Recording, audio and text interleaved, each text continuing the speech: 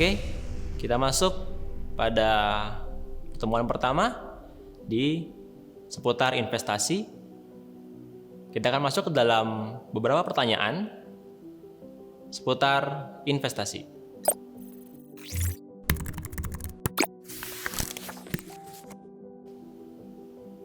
Oke, investasi adalah upaya menanamkan sebuah modal atau dana dengan harapan bisa mendapatkan keuntungan di masa yang akan datang.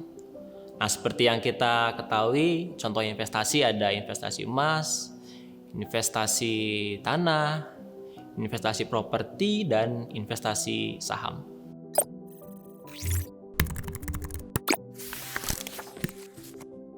Oke, tujuan investasi paling tidak ada 3 tujuan investasi. Yang pertama yaitu return. Nah, di mana setiap investasi pasti mengharapkan sebuah pengembalian, tingkat pengembalian tertentu di masa yang akan datang. Nah, yang kedua, investasi juga bertujuan untuk mendapatkan passive income gitu ya. Nah, bedanya dengan return yang tadi, mungkin kalau return hanya sekali saja gitu ya, atau 2 kali saja, tapi passive income di sini frekuensinya lebih banyak. Jadi passive income didapatkan tidak lagi dengan bekerja, tapi uang yang bekerja dengan sendirinya dan masuk ke dalam rekening kita secara pasif. Lalu yang ketiga yaitu investasi juga bertujuan untuk mengurangi persaingan. Nah, bagaimana investasi bisa mengurangi persaingan? Kita bisa ambil contoh pada perusahaan-perusahaan besar yang mau berinvestasi pada perusahaan pesaingnya sehingga pesaingnya bisa menjadi miliknya. Gitu ya. Maka investasi juga bisa bertujuan untuk mengurangi persaingan.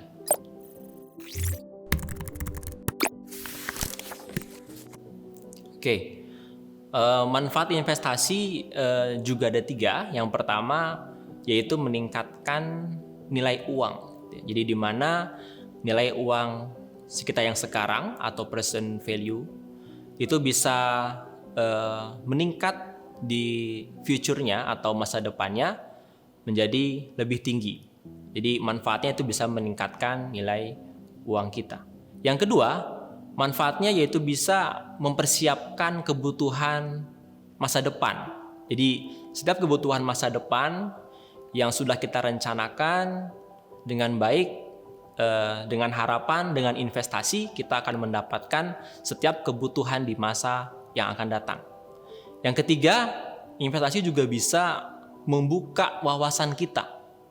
Jadi dengan investasi, kita juga akan sering mencari informasi-informasi, menganalisis perusahaan, menganalisis laporan keuangan, sehingga secara tidak langsung investasi juga mampu menambah wawasan kita.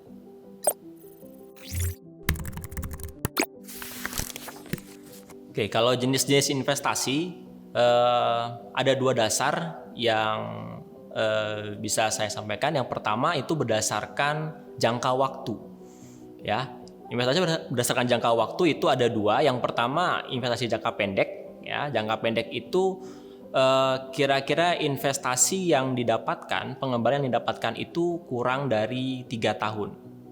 Nah, yang kedua, jenis yang kedua yaitu investasi jangka panjang. Kalau investasi ini didapatkan keuntungannya lebih dari 3 tahun. Itu berdasarkan jangka waktu. Yang kedua, dari jenis berdasarkan aset. Ya, di mana kalau investasi itu kita berinvestasi kepada suatu aset gitu ya. Nah, ini juga bisa dibedakan menjadi 2. Yang pertama investasi aset real, atau dalam hal ini bisa juga disebut dengan investasi berwujud ya. Itu bisa kita contohkan seperti tanah, emas ya, bangunan, gedung dan sebagainya. Nah, yang kedua itu adalah investasi aset finansial. Nah, kalau tadi real itu berwujud, finansial ini berarti tak berwujud. Nah, apa saja contohnya? Pertama, deposito, saham, obligasi, dan sebagainya. Ya. Dan aset finansial ini adalah seperti suatu klaim dalam bentuk surat berharga atas sejumlah aset-aset dari pihak penerbit surat berharga tersebut. Dan pada mata kuliah manajemen investasi dan portofolio ini, kita akan membahas lebih lanjut terkait aset finansial, khususnya yang bisa diperdagangkan.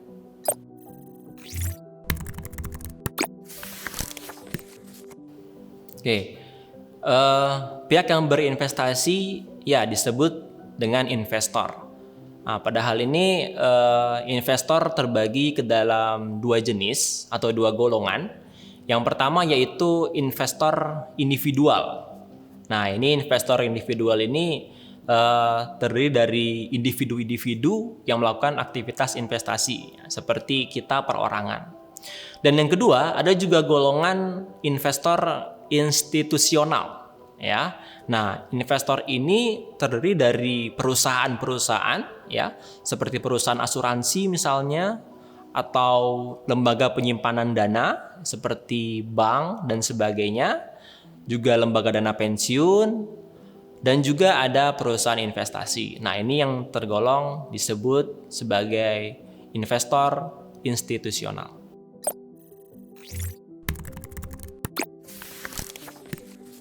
Nah, mengapa investasi perlu dikelola? Oke, sebelum itu kita perlu tahu apa definisi dari manajemen investasi. Nah, manajemen investasi adalah manajemen profesional yang mengelola berbagai surat berharga, ya, seperti saham, obligasi, dan lain-lain dengan tujuan mencapai target investasi, ya, tentunya yang menguntungkan investor. Nah, kenapa investasi ini perlu dikelola? Karena investasi mengandung sebuah resiko, sehingga perlu dilakukan analisis, ya, perhitungan mendalam dan sebuah pengelolaan yang baik dengan tidak mengesampingkan prinsip kehati-hatian. Maka dari itu, investasi perlu dikelola dengan baik.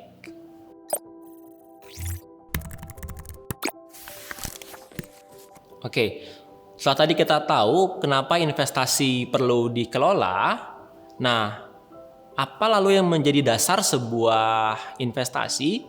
Tentunya ada dua yang menjadi dasar. Yang pertama, seperti yang tadi saya sampaikan, adalah resiko. Ya, kita perlu tahu resiko pada investasi yang akan kita lakukan. Ya, yang pertama adalah resiko. Yang kedua, yaitu adalah return atau tingkat pengembalian. Nah, paling tidak dua faktor tersebut atau dua variabel tersebut yang menjadi dasar bagi kita untuk mengambil keputusan investasi. Nah, setelah kita tahu dua faktor tersebut yaitu resiko dan return, kita akan mengetahui profil diri kita terhadap sebuah resiko. Ya, apakah kita menjadi investor dengan tingkat resiko rendah atau menjadi investor dengan tingkat resiko yang tinggi. Nah, profil setiap orang berbeda-beda, profil setiap institusi juga berbeda-beda. Maka dari itu kita perlu kelola dengan baik.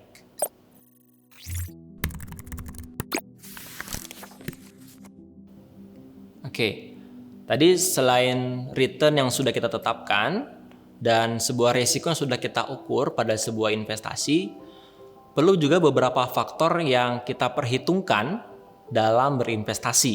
Ya, yang pertama yaitu tingkat suku bunga. Ya, di sini tingkat suku bunga yang menjadi acuan adalah BI rate atau suku bunga Bank Indonesia. Nah, itu bisa menjadi acuan dan kita bandingkan dengan tingkat investasi yang akan kita lakukan. Yang kedua, yaitu ada tingkat inflasi. Ya, ini juga menjadi faktor yang penting dalam kita berinvestasi. Sama seperti halnya tingkat suku bunga, tingkat inflasi juga harus kita bandingkan dengan tingkat investasi, tingkat bunga investasi. Ya, dengan dalam keadaan yang normal, tingkat inflasi pasti terus-menerus naik. Nah, itu juga harus sesuai dengan tingkat investasi yang kita lakukan. Dan yang ketiga, yaitu kita juga harus melihat secara makro perekonomian negara, gitu ya. Walaupun kita berinvestasi pada sebuah perusahaan, ya, kita juga harus melihat bagaimana perekonomian suatu negara di mana perusahaan tersebut berdiri, ya. Ketika seperti ini, misalkan saat pandemi, saat krisis, maka sudah selayaknya kita mengukur resiko investasi dalam suatu perusahaan ketika perekonomian negara sedang sulit ataupun sedang baik. Oke, ya itulah beberapa pertanyaan penting seputar investasi. Kita akan terus belajar soal investasi, ya, bagaimana memilih investasi, bagaimana menghitung investasi, bagaimana mengukur investasi pada pertemuan-pertemuan selanjutnya. Oke, sampai di sini dulu untuk pertemuan pertama. Kita akan bertemu pada pertemuan selanjutnya.